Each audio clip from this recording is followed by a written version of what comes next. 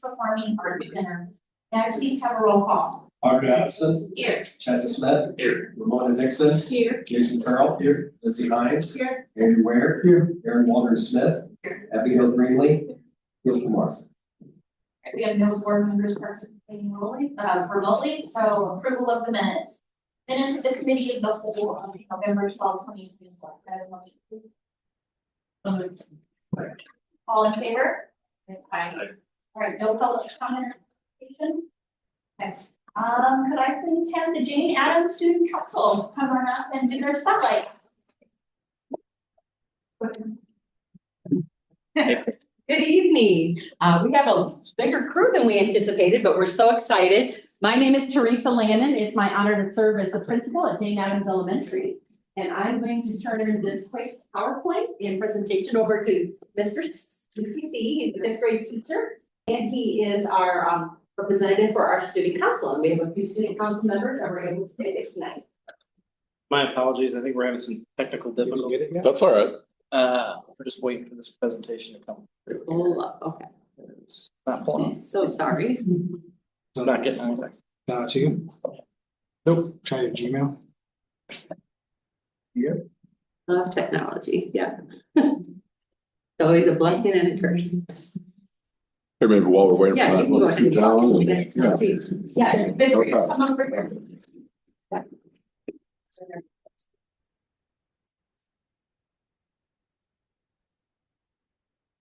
So we have 12 kids in student council this year, and it's not a prerequisite to be a girl.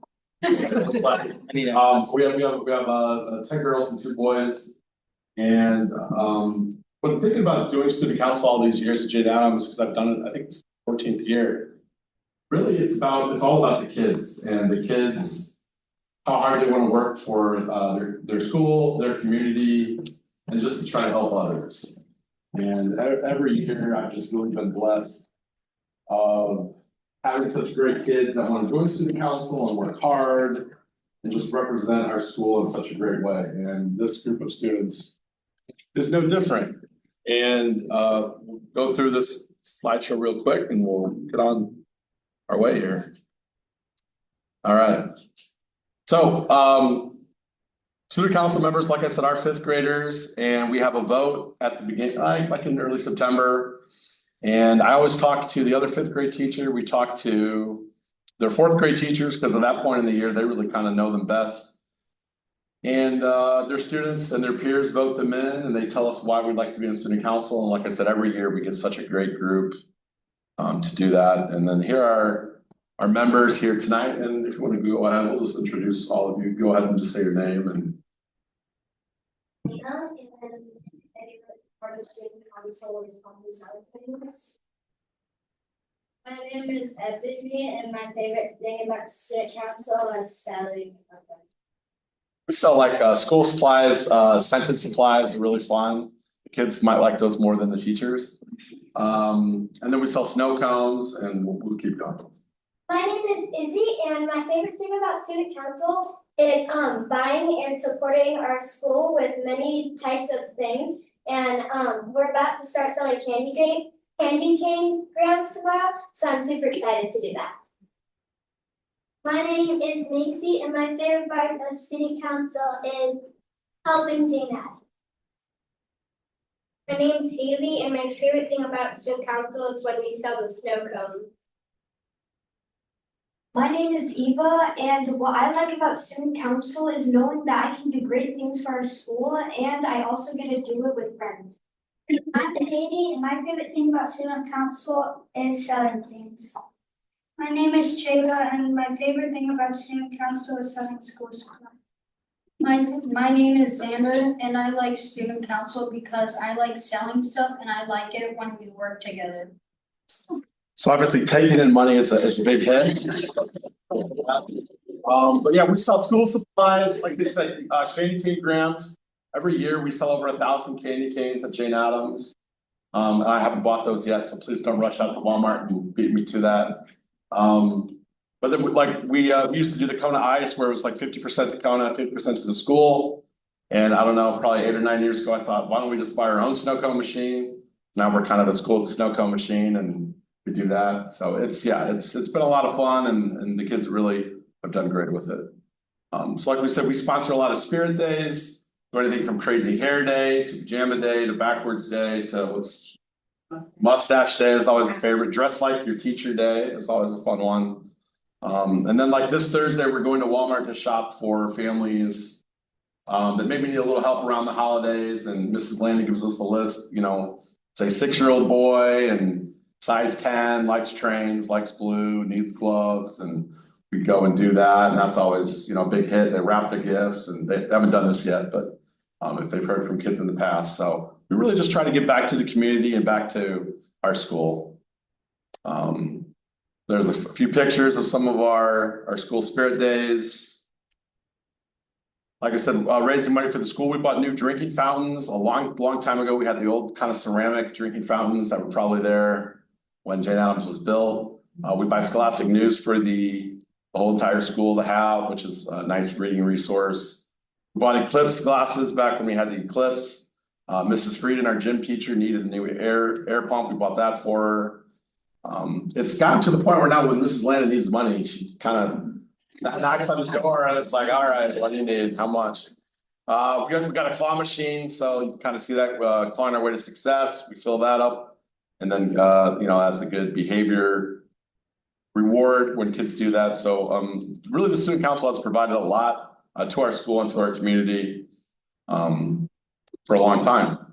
We also have things called art-a-thon. So we do an art-a-thon every March where the kids get to create art and there's no names on it. It's just the number. I'm the only one that knows the names. You get to vote on it. Macy, there's a winner. I think she's won twice. So now this will be hard for her to decide as 5th grader to try to three-peat, which has never been done, or to be a judge as a student council member. And yeah, trivia. I mean, there's just lots of fun things. And a lot of those things are things they come up with. Sometimes I kind of get the conversation rolling, but these kids have such great ideas. With our new playground, it was great. They went out and they were helping spread the mulch. I was nice and warm inside while they were out in their coats and their gloves with Mrs. Landon doing that, really getting everything set up. So really, student council is a group that at a drop of a hat will want to help and want to do things to support our school and our community. Shopping for needy families. There's a much younger me there in the picture. I think actually those kids now are like seniors in high school. Actually, a lot of them. I'm pretty sure they are seniors. So again, we've been doing it for a long time, but it's been a blessing to have these great kids and to lead student council. And with Mrs. Landon and Jane Adams' support, it's really been a good group. And it doesn't seem like a job. It just seems like extra fun in school. Really being honest. And that's our last slide. So we're pleased to kind of come here and tell you a little bit about what we do. One last thing that we bought was a huge hit with our staff. Bought one of those big blow up money machines, and everything rolls around in there. And Mrs. Landon made some certificates for the staff where it's like free recess and things. And we haven't forgotten about those in like February when it's really slushy. We'll turn those into her. But the kids got to go in there. We actually put real money in there for I think raising money for like our Jaguar jog and different things. So And we combined with. yeah, with PTA. So it's been a lot of fun. But again, you couldn't do it without these kids, and this year's group's no different. And we're really proud of all of them, and they're really the ones that need to be recognized. So let's give them a big one.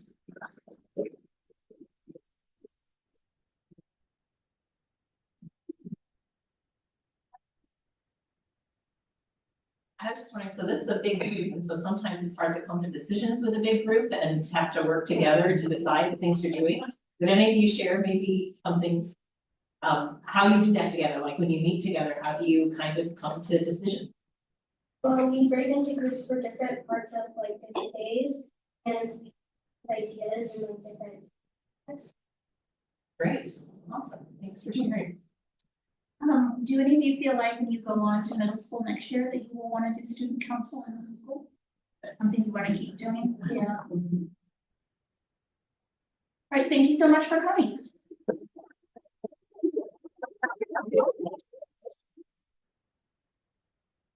Next up, we have the annual. Now, please.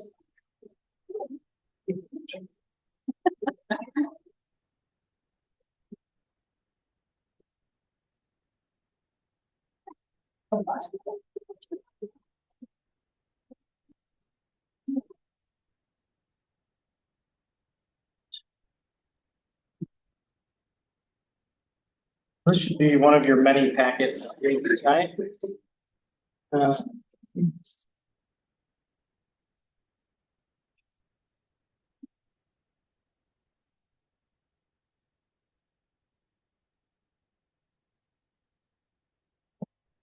Okay. So I first wanted to thank the business department and our auditors for all their hard work on this. I know it's a little later than normal this year, but they've been working tirelessly to make sure that we get this in on time for our December 15th deadline. So a huge shout out to the business department and our auditors. But I also want to give a special thanks to Jen Barton. She's put in a ton of work on this. Stayed, hours after our normal sessions.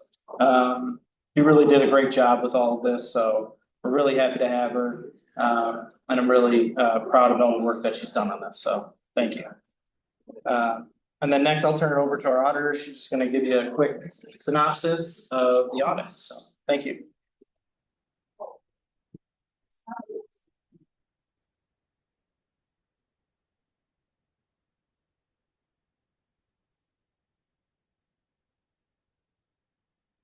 Thanks for having me today. I appreciate it. I'm going to talk mostly from the handout that came today. See if I can figure out the technology. The arrow or enter. There we go. All right. The first is the deliverables that come with the audit. The 2024 annual comprehensive financial report is the bound document. There's also a document that is filed with the Illinois State Board of Education, and that has been filed at this point. It's due on the 15th of this month. And then there's also a letter, which is the communications with you as the board. Okay.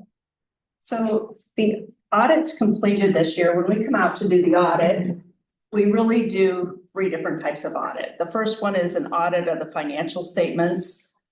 You've received an unmodified opinion on that audit, which is the highest form of opinion that you can receive. So it's considered a clean audit. The second type of audit that we do is the government auditing standards audit. The purpose of that is really twofold. One is to look at your internal control system or your checks and balances, if you will, and to make sure that it's functioning as it was designed. And the second part of that, we look at your compliance with laws, regulations, contracts, grants, et cetera.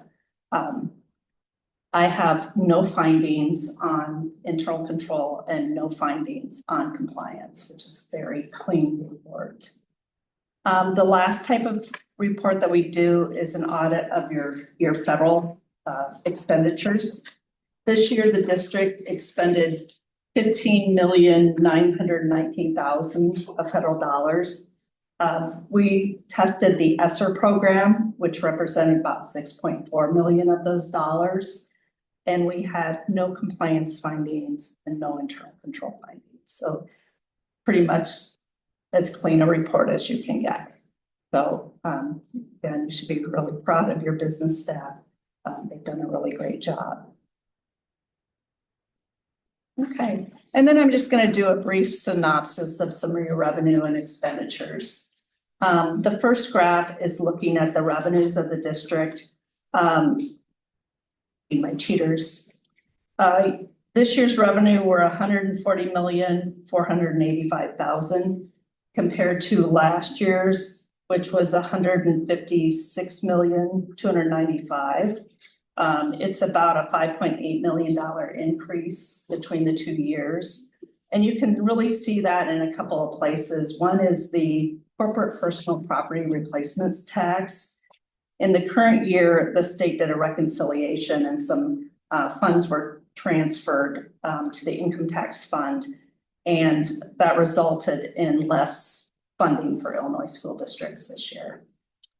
The second bar probably to look at is your intergovernmental. That decreased this year. the decrease was primarily because of your ESSER program. So this year you had about 6.4 million in expenditures. Last year you had about 13 million. And that was offset by an increase in the state on behalf for TRS and THIS, which was about 2.7 million. And then the last thing I just like to point out is your interest this year. Your interest was 5.8 million, which is a $2.2 million increase from 2023. So really that offset some of the CPPRT issue this year. Okay, the next graph is looking at your expenditures. Your total expenditures this year were 122 million, compared to about 116 million the year before. So there's about a $5 million increase. We did talk about 2.7 million of that is the TRS, THIS in kind. The other piece is primarily in instruction and support service. This is presented on the full accrual basis. So within those, not only do you have your normal salary and benefit increases, but you're also showing your pension and other post-employment benefit expenses within there as well. This year, you had general obligation bonds outstanding of 21.9 million in the current year. The district paid 5.8 million in principal this year and about 775,000 in expense or interest expense. And then the last graph is just looking at your operating funds. So your operating funds are considered your education, your operations and maintenance, transportation, and working cash funds. Your increase this year was about 8.8 million in their operating fund balance. Your financial profile this year score is a 4.0 on a 4.0 scale. And you received a designation of recognition, which again is the highest you can receive from the Illinois State Board of Education. Your operating expenditures were about 120 million this year in those funds. And your equity represents about 291 days of operating expenditures, which is up slightly from the year before, which was 281 days. So good position. Any questions? Thank you so very much. Thank you.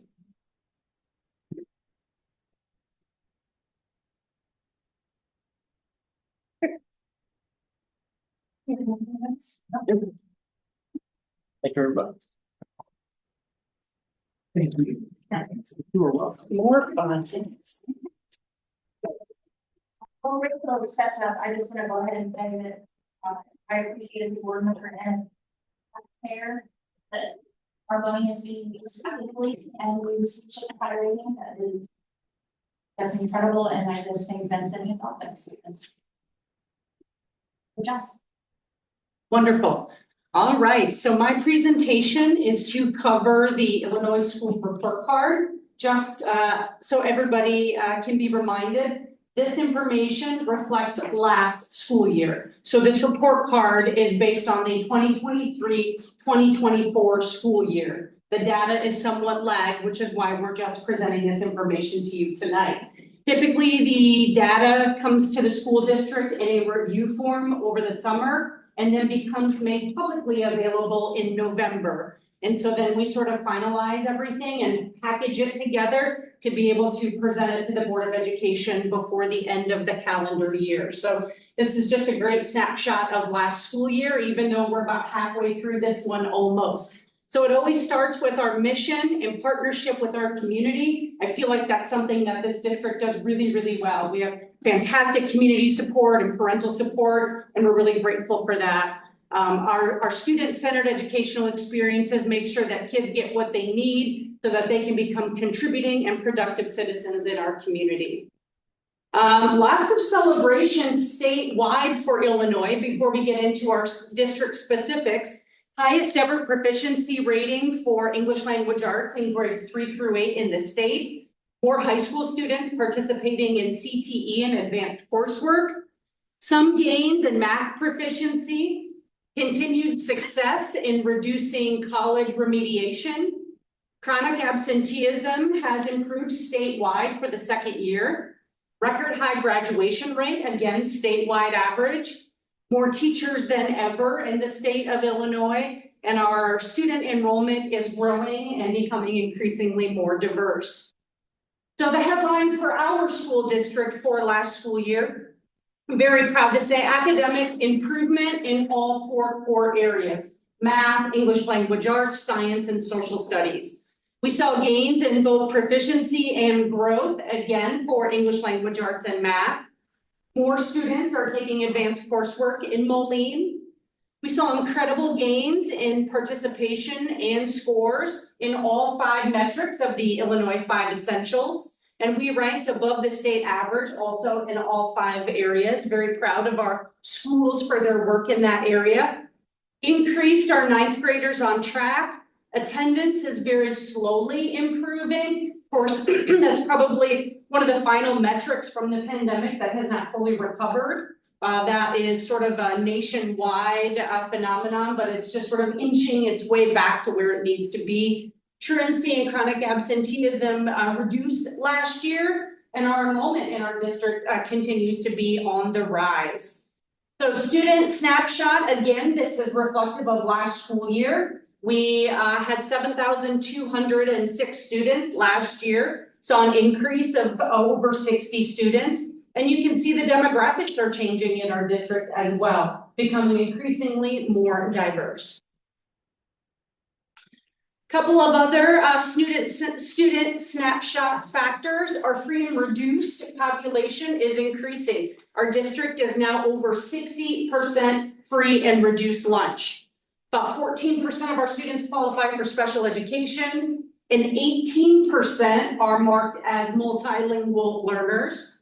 Our homeless percentage is 0.7%. Our mobility, so students changing schools throughout their educational experience, is now over 10%. And then you can see our attendance metrics improved somewhat last year. Our average daily attendance is right at 90%, and chronic absenteeism and truancy are reducing slowly but surely. So key takeaways, I always try to sort of summarize the data for you. The key takeaways are our student needs continue to rise in sort of every corner that they can possibly be. And our attendance is improving very slowly. Snapshot of our staff, we have just about 450 certified teachers. So you saw that number come down a little bit as we're in the process of phasing out our final ESSER positions. Remember ESSER is the federal dollars that we received from the pandemic, and our district was very proactive in hiring academic recovery teachers. And so those have been slowly phasing out over the last couple of years, many of whom we've been able to insert into full-time positions through attrition, retirements, and things like that. Our certified staff to student ratio is 10-1, that's amazing. And our elementary and our high school student teacher ratio is 21-1. Our teacher retention is something I'm really, really proud of, 94%. Teachers tend to come to Moline and they stay in Moline, and that is a trend that is unique and something that I'm really proud of. That is a reflection of our schools and our principals and our parental support and community support, and also support of Board of Education. It trickles down into every single corner of operations. As far as administrators go, we have 36 administrators. This includes not only at the district office, but as well as our 15 schools. Our administrator to student ratio is 199-1. The state average is 136-1. And I pulled our number of admins the last number of years so that you can see that that number really has remained relatively flat. So the key takeaway is, while our number of administrators has remained relatively flat, the needs of our student population is increasing exponentially. I'll talk a little bit more about this later on, but essentially, we're really proud that we're able to do more with less, even though the challenges are forever growing across our district. As far as student achievement, point of pride, as I mentioned in the opener, we're seeing increases in all 4 core areas. So in proficiency for English language arts and math, science, and growth in English language arts as well as math. So this is definitely what we want to see. We are not where we want to be, but we are moving in the right direction. I will always sort of paint a true picture of where we need to continue to go, but not without celebrating the successes of our students and our teaching staff. We're really, really proud of our kids for working hard and our teachers and our administrators for supporting students to find success. As you know, the Illinois Assessment of Readiness is the state assessment. It is required by the federal government. But what you might not know is Illinois has one of the highest cut scores in the nation as far as proficiency. So students have to be in the 70th percentile to be considered proficient. By contrast, just across the river in Iowa, somewhere between the 30th and 40th percentile, excuse me, even in that low range, students can be considered proficient in the state of Iowa. So I'm not saying that's good or bad, I'm just saying that is. But what I can tell you is our new state superintendent, Dr. Tony Sanders, has taken this on as a priority and is working with a cadre of districts across the state, doing listening tours, getting feedback from parents and teachers and administrators, and definitely something that he wants to address. So even as soon as next school year, I was at ISB today and heard Dr. Sanders say again today in person that he plans to address the cut scores in next year's school report card and making sure that Illinois is in more alignment of average of states across our nation. So that's going to be exciting. I don't exactly know what that's going to look like, but I think that will be cause for celebration for our kids and our teachers to feel the success of how hard that they're working. And he also mentioned revising the designations, which we'll talk a little bit more about in the following year. So he certainly has an aggressive agenda, but has the goal to do right by kids and teachers and parents. Student achievement, another metric, 9th grade on track. We know that that is reflective of our graduation rate. That is also bouncing back post-pandemic. Saw a slight decrease in graduation rate, so definitely something that we need to look at. And also an interesting stat, our students enrolling in college both in 12 months after graduation and 16 months after graduation is decreasing slightly. So still over half of our students are attending college, but this might be a reflection of more of our students pursuing opportunities in the trades. More rigorous coursework. We have more students in Moline taking advanced placement, dual credit, and honors courses. And as a point of pride, it's still certainly room to grow, but we're definitely proud of those numbers moving in the right direction. Finding kids and making sure that they're getting access to the rigorous coursework, the most rigorous coursework that they're academically able to handle and be challenged by. So these are the indicators. How does the report card come together? There are separate indicators for both elementary and high school. A lot of it centers around English language arts and math, but we also have graduation rates, absenteeism, and a number of other factors that encompass the entire report card as a whole.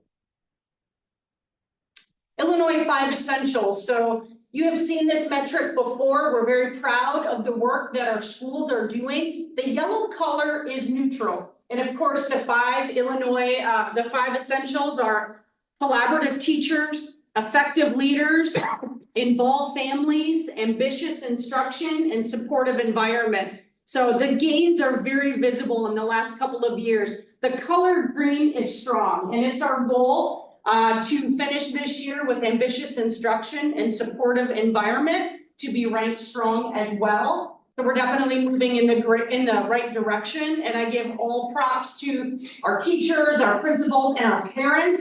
We saw record participation, and parents might not realize how important it is to us that they just take that simple survey in January. I think it comes open, but that is such great feedback for us to continue to improve our schools. We're so grateful that they take the time to do that, and our teachers and our students as well.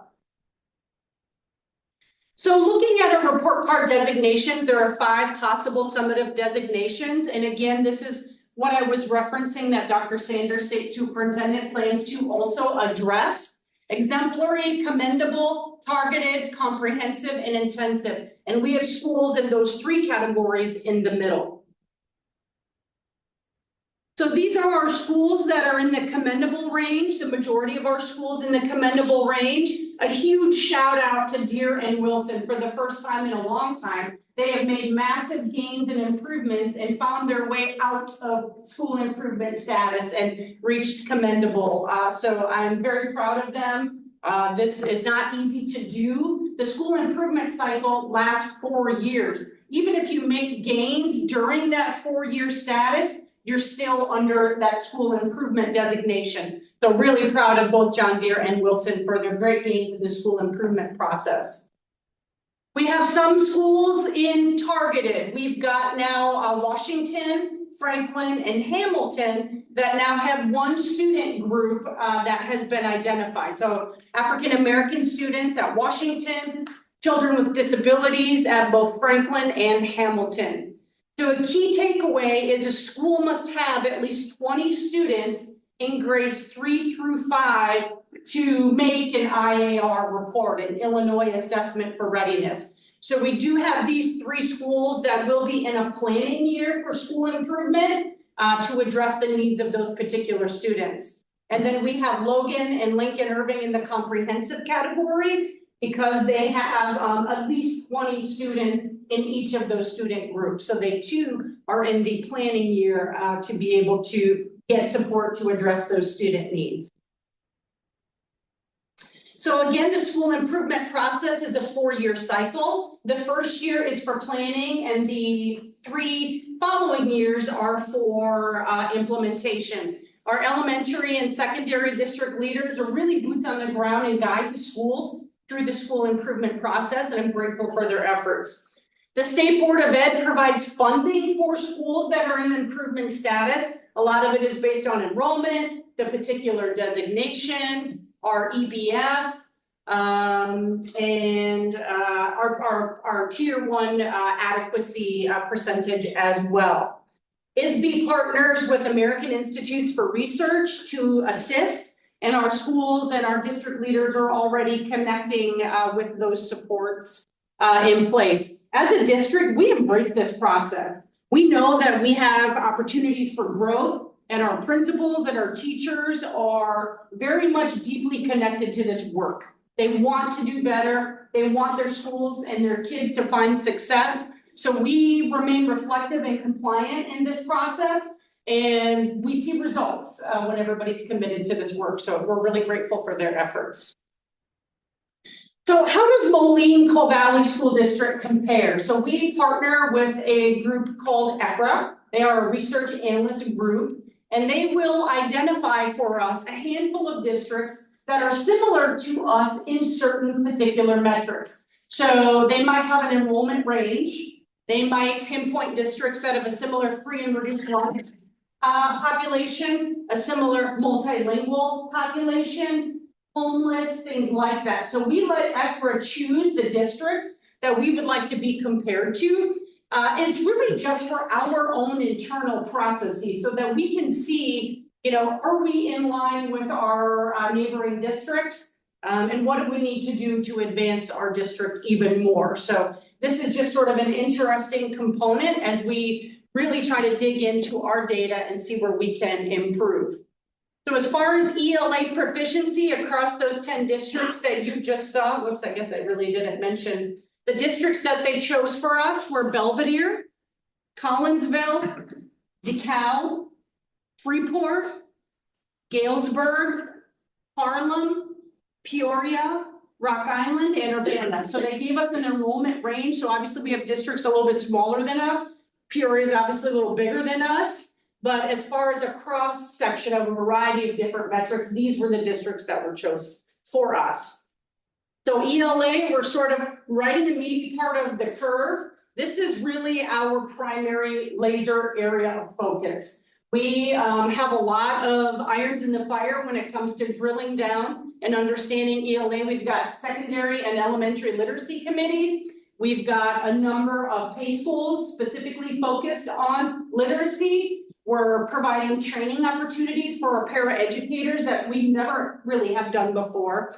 So we're also looking at our curriculum and looking at premium reports for math to better understand student progress. So a lot of different angles to tackle literacy so that we can continue to make gains.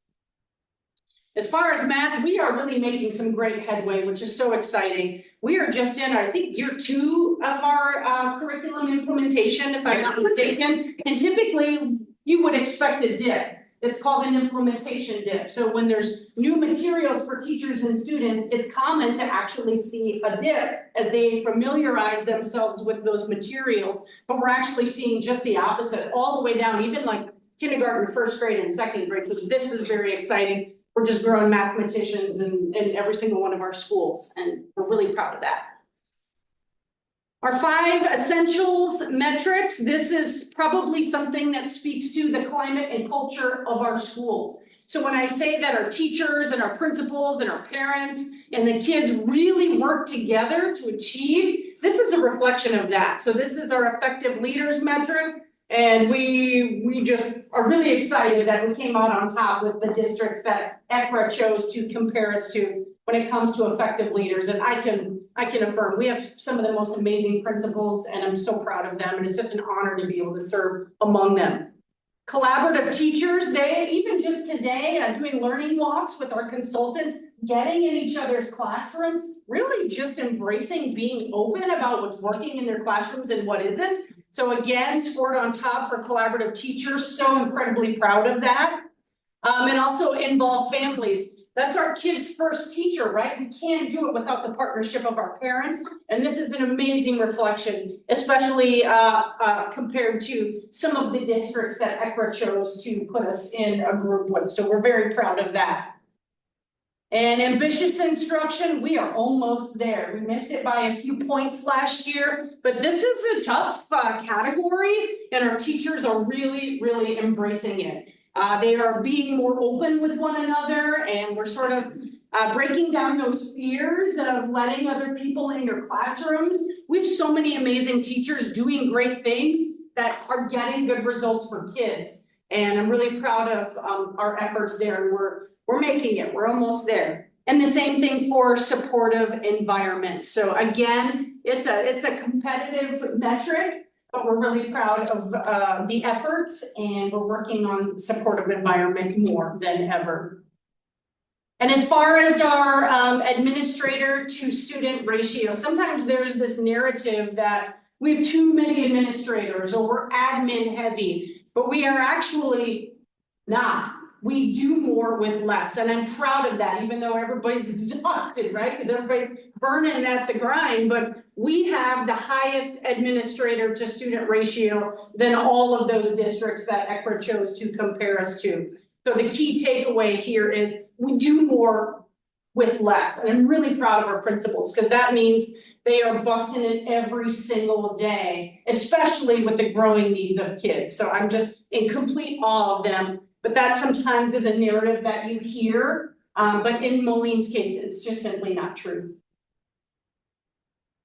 Couple of school funding metrics. I'd like to leave these to our CFO, but just our evidence-based funding. We are tier 1 again this year, and we are operating at 76% adequacy. So if you recall, EBF, there are about 32 metrics, I believe. Special education, multilingual. The state looks at 32 different metrics and rates. Okay, so for our students to, we are receiving about 76% of the funding that our students require to be successful. So we are a tier 1 district. We're not quite at 100% where we would like to be, where our students' needs are. But we're, again, doing more with less and finding success. Our district spends about $15,000 per student. That's our annual per pupil expenditure. And I'm very proud that our resources are expended adequately across all of our schools, equitably, I should say, across all of our schools. you might see in a district where one school might receive more funding than another, we make sure that all of our schools receive resources equitably. Just the last couple of things, we are more energized than ever. We have found that what we focus on gets improved. We have a goal to advance our commendable schools to exemplary, to improve the designation of our schools that are in school improvement status. Positive shifts, ISB for future report card metrics, so we're excited to see what that's going to look like. We are laser focused on gains in academic achievement, particularly in literacy. We are working on cracking that code. As I mentioned before, our ambitious instruction and our supportive environment, we very much would like to get those in the strong category as well. And we want to continue to bring our portraits into practice, our portrait of a graduate and our portrait of an educator. And finally, prepare for our Vision 2030 goals, which you probably heard about at the joint annual conference, and we'll talk a little bit more about that tonight. And then lastly, just keep the pace in our district, right? These are our annual strategic goals, and we're working on them very intently, and being able to achieve these things at the end of the school year means that we're definitely moving in the right direction. So that is our report card for last school year. I know that's a lot of information, and I can forward this to you as well. I know it's a lot to get through very quickly, so you can take some time to digest that, but certainly open to any questions you might have. So do you have a relationship with the superintendents of the other districts that we're being compared to say like what's working for them, what's not working for them? CLA? That's a really great question. I do for most of them, not all of them, but I definitely have a couple that I want to reach out to. So that's a great question, and you're definitely on the scene. I want to make sure I understood one of the percentiles. Are you saying that for ELA we're only 25% or 80%? Let me go back.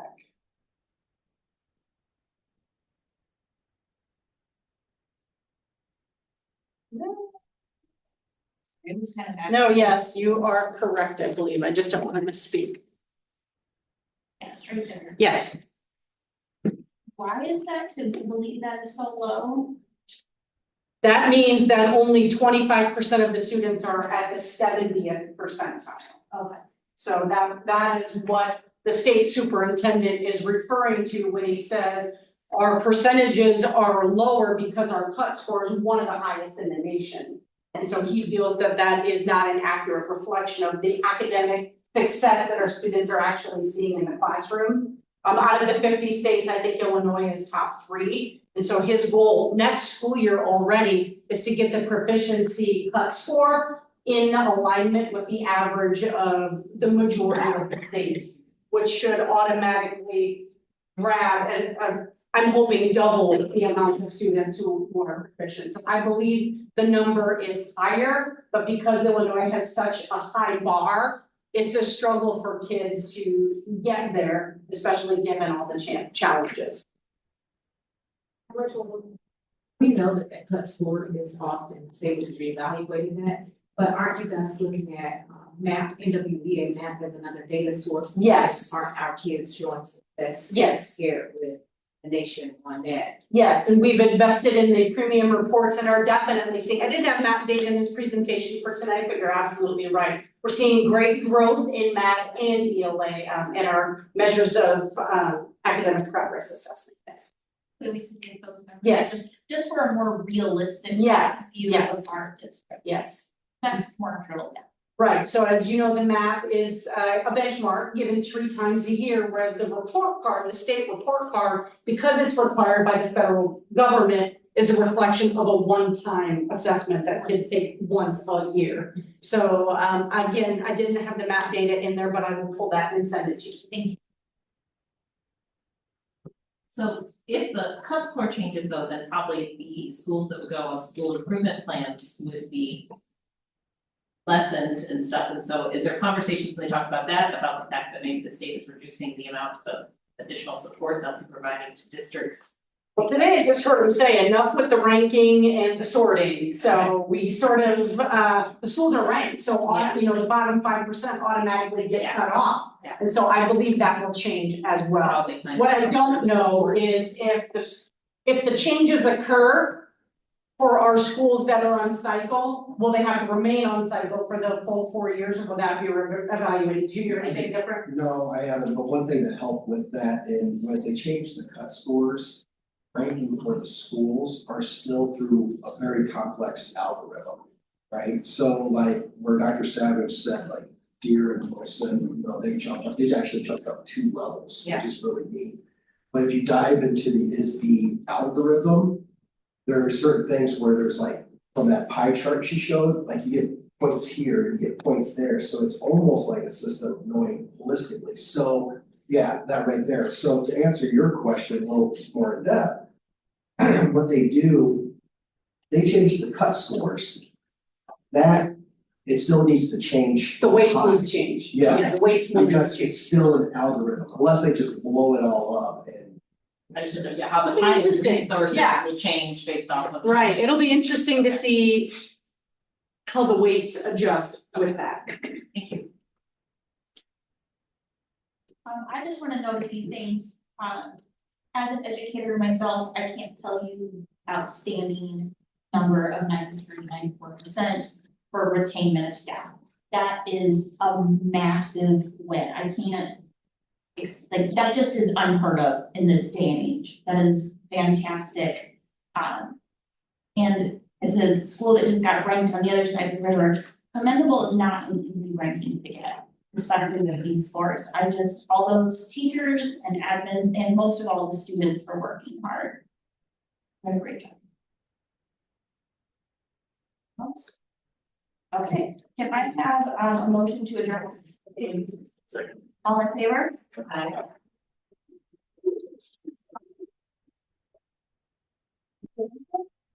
Straight into it. I think it-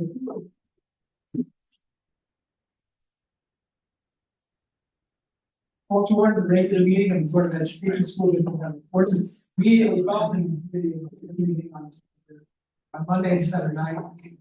2024. Roll call. Audrey Adamson. Here. Jessica Smith. Mona Dixon. Jason Pearl. Here. Lizzie Hines. Andrew Ware. Here. Aaron Walter Smith. Here. Abigail Greenlee. Gil Kumar. We don't have any members attending remotely. Pledge allegiance To the flag of the United States of America, and to the republic for which it stands, one nation, under God, indivisible, with liberty and justice for all.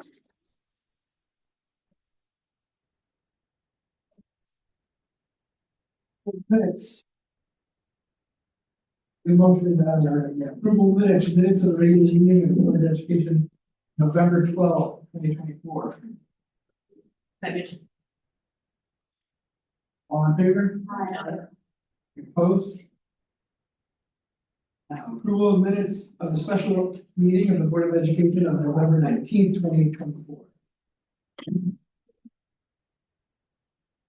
All in favor? Approval of the minutes of the closed session of the special meeting of the Board of Education of November 19th, 2024. Second. All in favor? Yes. Opposed? Communications, public comment and participation. All right. One. Public hearing, 2024 tax levy. So we will now begin the hearing of the tax levy at 6:48 p.m. All right, is there anyone who wishes to speak in favor of the tax levy?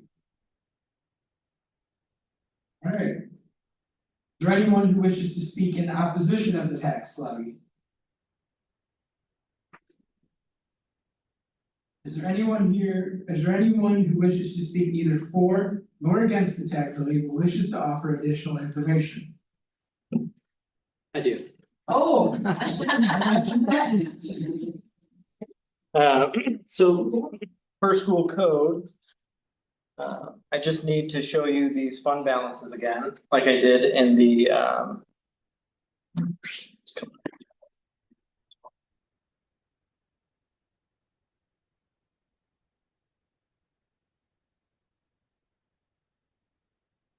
It's not having any luck tonight.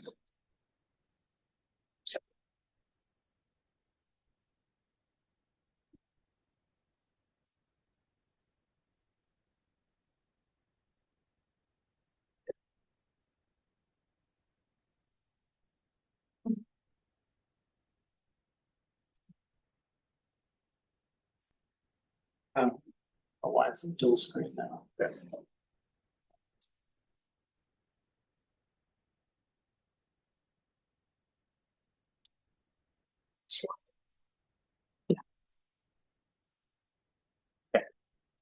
So these are the fund balances exactly like I presented them at the last meeting. Just per school code, every time you have a tax levy hearing, you have to present this. So, there they are. Thank you. Well done.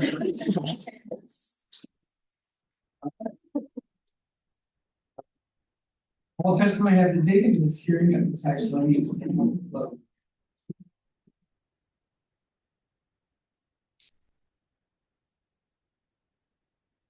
All right, here we go. Consent agenda. Recommended motion that the Board of Education approve the actions contained in the consent agenda as presented. Discussion? Roll call. Lindsay Hines. Aye. Aaron Walker Smith. Aye. Audrey Addison. Aye. Chuck Smith. Aye. Ramona Dixon. Aye. Jason Farrell. Andy Ware. All right. Approval of resolution for the 2024 tax levy. Recommended motion is that the Board of Education of the Lincoln Valley School District number 40, Rock Island County, Illinois, adopt a resolution approving the official tax levy as listed.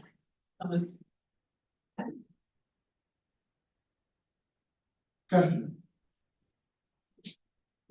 All right, roll call please. Aaron Walker Smith. Aye. Audrey Addison. Aye. Chuck Smith. Aye. Ramona Dixon. Aye. Jason Farrell. Lindsay Hines. Aye. Andrew Ware. All right. Approval of resolution for the 2024 tax abatement. Recommended motion that the Board of Education approve the resolution abating all property taxes heretofore levied for the year 2024 to pay debt services on general obligation school bonds, alternate revenue source, series 2018, Community Unit School District number 40, Rock Island County, Illinois. So moved. Second. Discussion. Roll call please. Audrey Addison. Aye. Chuck Smith. Aye. Ramona Dixon. Aye. Jason Farrell. Lindsay Hines. Aye. Aaron Walker Smith. Aye. Andrew Ware. Aye.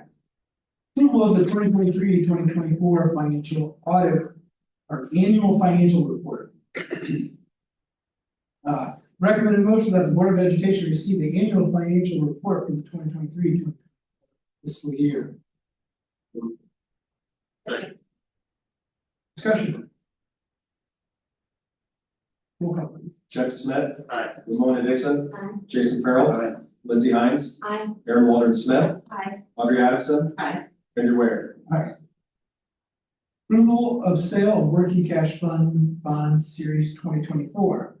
Recommended motion that the Board of Education approve the resolution providing for the issue of working cash fund bonds, in the amount of $517,400. Purchase of such working cash fund bonds by the education fund. Discussion. Gally, can you explain this a little bit? Yeah, so these are self-purchase bonds, so we will purchase them from the ed fund, transfer that money into the working cash fund. And then it'll be 1 year maturity date on these, so basically receive, I think. This little snapshot here, we'll see $24,648 in interest. And then once that is in that working cash fund, we can make a resolution, move it out if we need to at any time. And the point of this is to make sure our tax levy stays. Correct, so our tax rate in the debt service fund was gonna drop this year, just to keep that flat for this year. We sold these bonds in the interim before we sell the larger purchase in 45 and 50. I mean, otherwise, our tax levy would balance up and down. Period. All right, roll call please. Are any other? Thank you. All right. Ramona Dixon.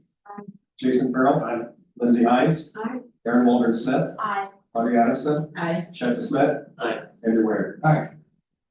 Approval of first reading of updated board policies for section 4 operational services. Recommended motion that the Board of Education accepts for the first reading the revised Board of Education policies 410, fiscal and business management, 440, current debt, 460, purchases and contracts, and 160, environmental quality, buildings and grounds as presented. I would like to waive the second reading and allow the first reading to stand for both first and second reading. Discussion. Roll call please. Jason Farrell. Lindsay Hines. Aye. Aaron Walter Smith. Aye. Audrey Adamson. Aye. Chad Smith. Aye. Ramona Dixon. Aye. Andrew Ware. Approval of first reading of updated board policy 430, revenue and investments. Recommended motion that the Board of Education accepts for the first reading the revised Board of Education policy 430, revenue and investments as presented. I'd like to waive the second reading and allow the first reading to stand for both first and second readings. Second. Discussion? Roll call please. Lindsay Hines.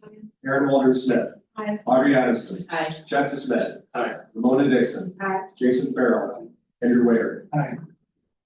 Approval of first reading of updated Board of Education policy 4150, facility and management and building program. Recommended motion that the Board of Education accept for the first reading the revised Board of Education policy 4150, facility management and building programs as presented. I would like to waive the second reading and allow the first reading to stand for both first. Second. Discussion. Roll call please. Aaron Walter Smith. Aye. Audrey Addison. Aye. Chad Smith. Aye. Ramona Dixon. Jason Farrell. Lindsay Hines. Aye. Andrew Ware. All right, reports, requests, and open discussion.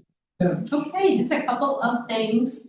I know Mr. Gallo just mentioned the sale of bonds for our next big project, of course, referring to Lincoln Irving expansion. So we're moving forward with the stakeholder input phase, as we mentioned in the previous meeting. So this week we are hosting parent and community nights at both schools.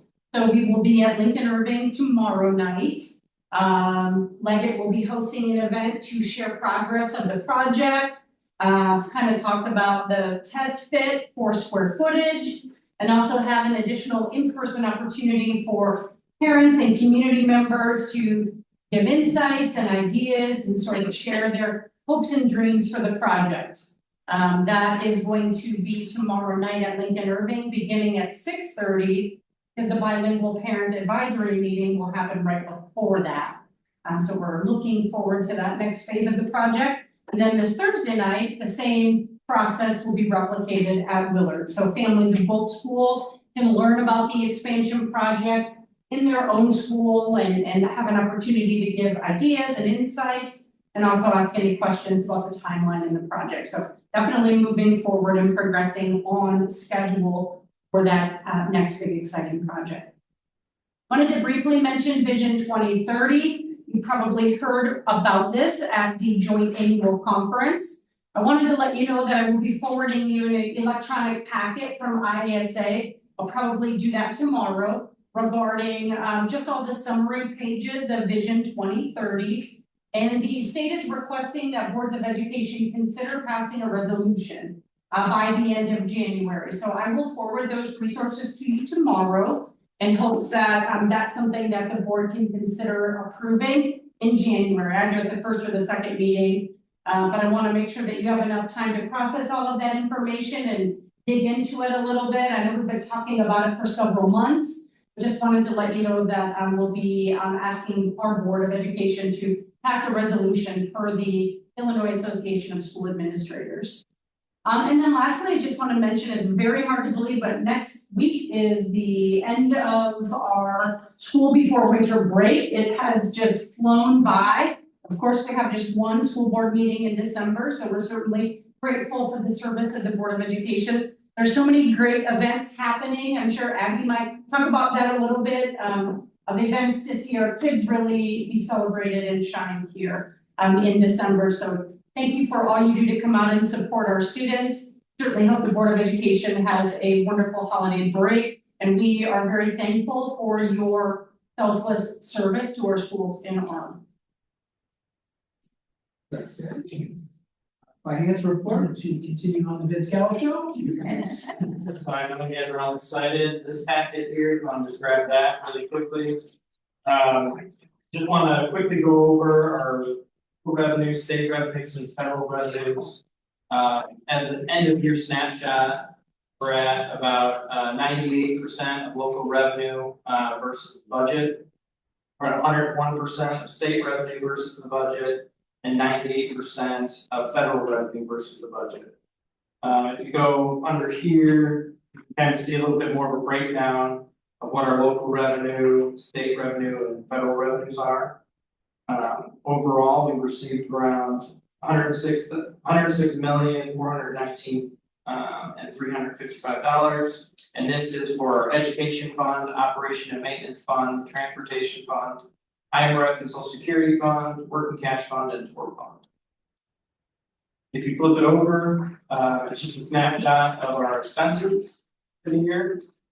As you can see, 97% of budget for salaries and benefits. Purchase services are about 84% of budget.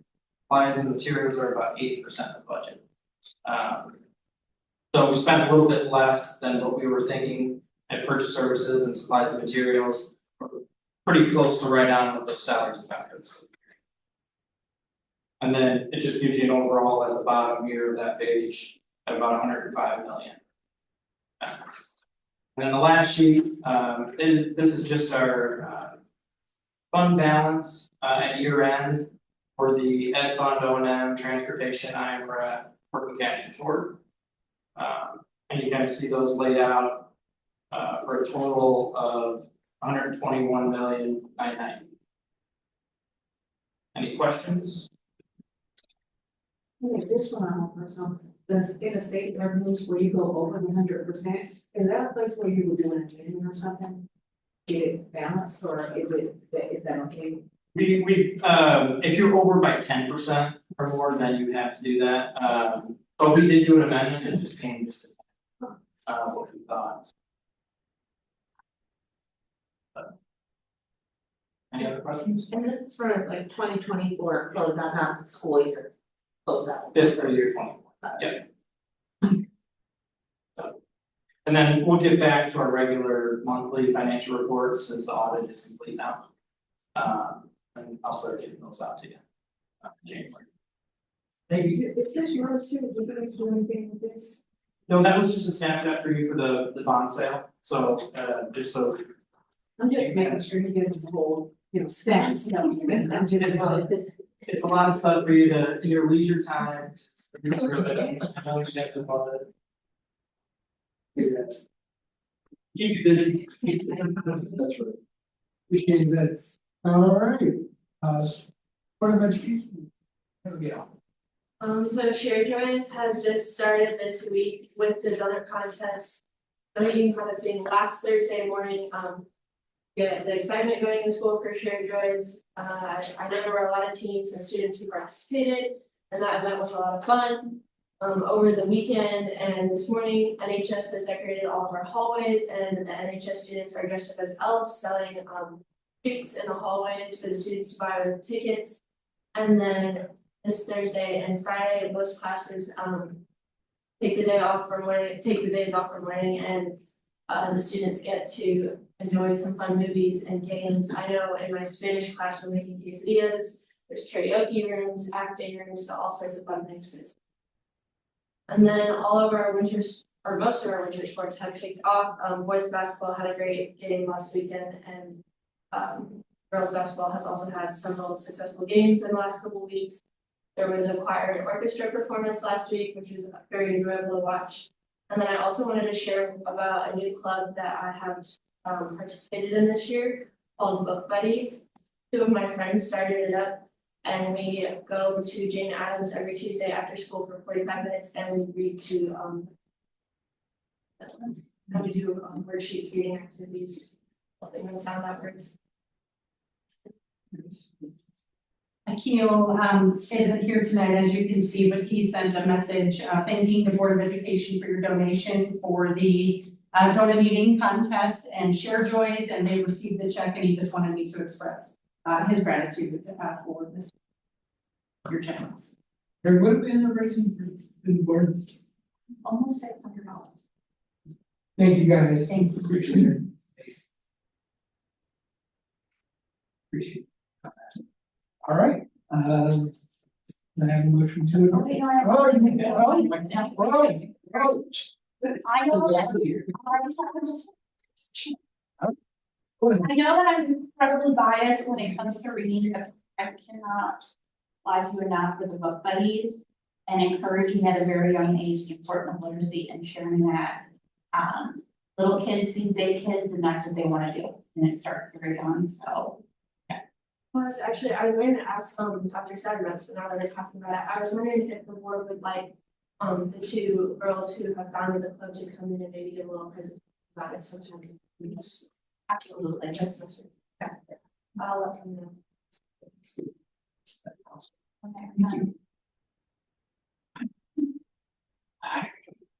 Two things, I just wanted to say, I think, thank you, the board and the support we have of being able to go to IASB, so those of us that were able to go a few weeks ago, I think it's the sessions and other connections, I just want to put that out there, I think it's a great thing that the district supports our ability to go to that professional development event, and then, just because we're in this space right now, we think so.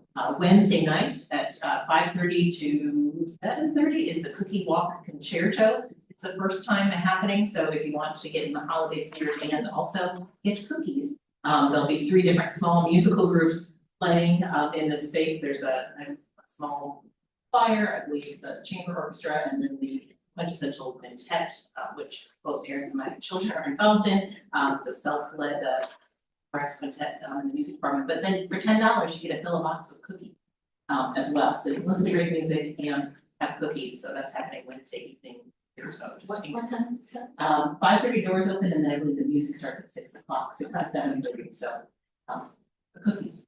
Cookies are very good. Are you saying that there's gonna be? I think, and I believe there's a Old Town Bakery, Sugar on the Road, different places have donated to the cause and the music of the funding, all this.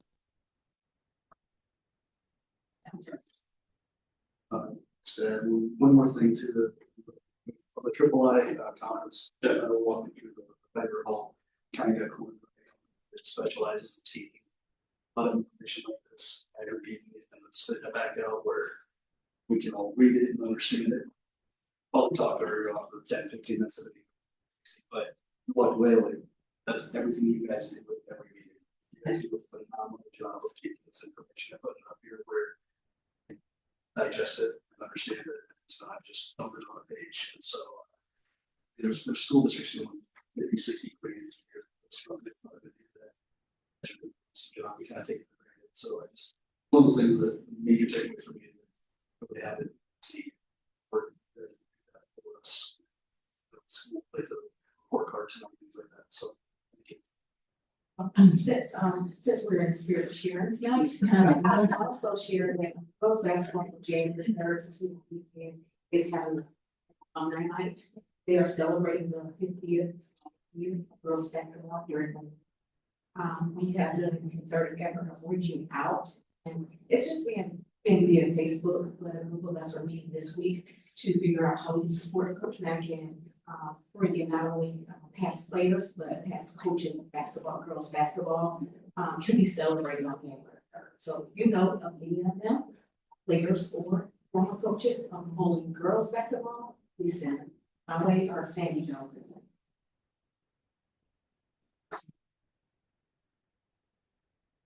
It's not just me, it's my.